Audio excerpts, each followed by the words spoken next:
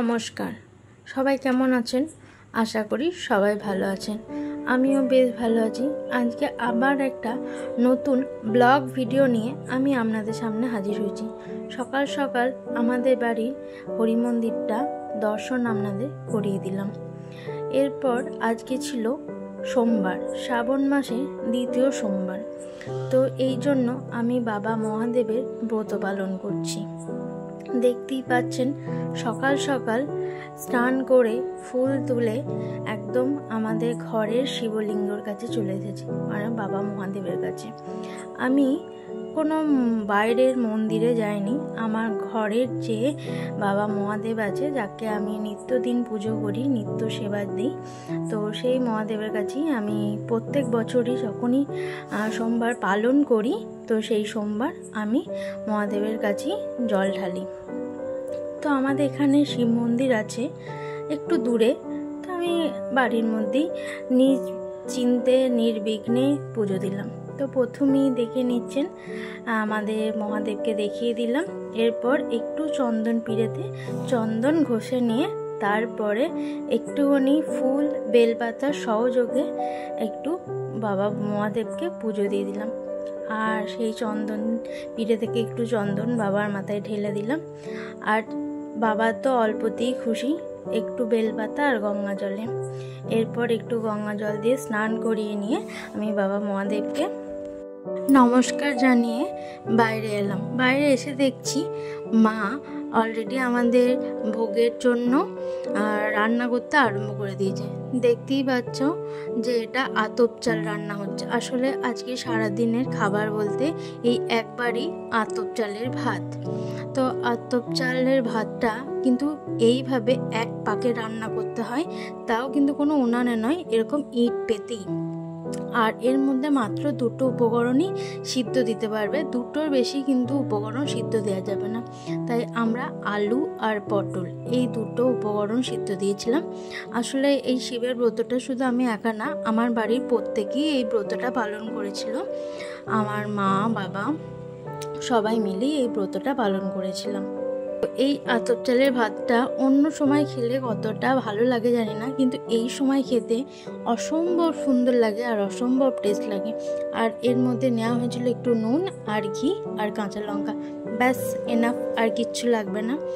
এরপর খেয়ে দিয়ে আমি তারপর স্নান করে একটু রেস্ট নিয়ে একদম চলে এসেছি সন্ধেবেলায়। সন্ধেবেলায় আমার মা বললো একটু সামান্য সাবু মাখা করতে, কারণ সারাদিন বলতে শুধু আতপ চালই খেয়েছি আর রাতের দিকে কিন্তু আর কিছু খাওয়া যাবে না। তার জন্য একটু মানে যেদিন উপোসের দিন হয় সেদিন তো সবাই জানো উপোসের ব্রত পালনে সাবু খাওয়া যায়, তাই একটু সাবু মাখা হচ্ছিল, সমস্ত ফল দিয়ে সাবু মাখা হচ্ছিল। তো এই সাবু মাখাটা আমি এই প্রথমবারই খাচ্ছি, এর আগে কিন্তু সাবু মাখা খাইনি, কিন্তু সাবু মাখাটা অসম্ভব ভালো খেতে হয়েছিল। তো সাবু সারা দিন আর কি ভিজিয়ে রেখেছিলাম, সকালবেলায় ঘুম থেকে উঠে স্নান টান করে সাবুটাকে ভিজিয়ে দিয়েছিলাম এবং সাবুটা খুব তাড়াতাড়ি ভিজে যায়। আর এরপর সাবুর মধ্যে দেওয়া হয়েছিল পরিমাণ মতন চিনি, আর দেওয়া হয়েছিল একটু গরম দুধ, আর দেওয়া হয়েছিল নানান রকম ফল। তোমাদের বাড়িতে যা যা ফল থাকবে সেই সব ফল দিয়ে দেবে।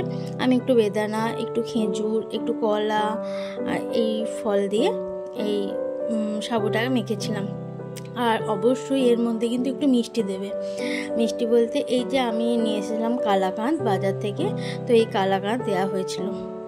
এরপর আলতো হাতে পুরো এই সাবু মাখাটাকে মেখে নিতে হবে, একদম সব কিছু মিশে যাবে, চিনিটাও প্রায় গলে যাবে, এরকম অবস্থায় ব্যাস আমাদের মোটামুটি রেডি হয়ে যাচ্ছে কিন্তু সাবু মাখা। এরপর এই সাবু মাখাটা কিন্তু আমরা কলার পাতায় খাবো। আমরা সারাদিন খাবার দাবার যাই খেয়েছি মোটামুটি সবই কলার পাতাতেই খেয়েছি, কারণ সকালবেলায় আতপ চালের যে ভাত রান্না করা হয়েছিল সেটাও কলার পাতায় খেয়েছিলাম। এবং এখন এই যে সাবু মাখাটা, এটাও কলার পাতাতেই খাবো। ব্যাস, সাবু মাখা আর মিষ্টি আজকে রাতে আমাদের খাবার দাবার। এরপর দেখতেই পাচ্ছেন সব তৈরি করে নিয়েছি। আর এটা হচ্ছে বাবা মহাদেবের মাস, তো এই সময় বাবা মহাদেবের সমস্ত ভক্তরা কিন্তু বাবার মাথায় জল ঢালে এবং বাবার কাছে নিজের মনস্কামনা জানায়। আমিও বলবো বাবা মহাদেব যেন সবার মনস্কামনা পূর্ণ করে, তার সঙ্গে আমারও মনস্কামনা পূর্ণ করে এবং বাবা মহাদেব যেন সবাইকে খুব ভালো রাখে, সুস্থ রাখে, সাবধানে রাখে। এরপর আমার মা সবাইকে এই যে সাবু মাখাটা পরিবেশন করে দিচ্ছে, দেখতেই পাচ্ছেন। এবং এটা খেতে অসম্ভব সুন্দর হয়েছিল, ভীষণ ভালো হয়েছিল, যেটা আপনারা এখনও হয়তো ট্রাই না করে থাকলে ট্রাই করে দেখবেন, ভীষণই ভালো হয় খেতে। আমার তো বেশ ভালো লেগেছিল। সবাই ভালো থাকবেন, সুস্থ থাকবেন, সাবধানে থাকবেন। নমস্কার।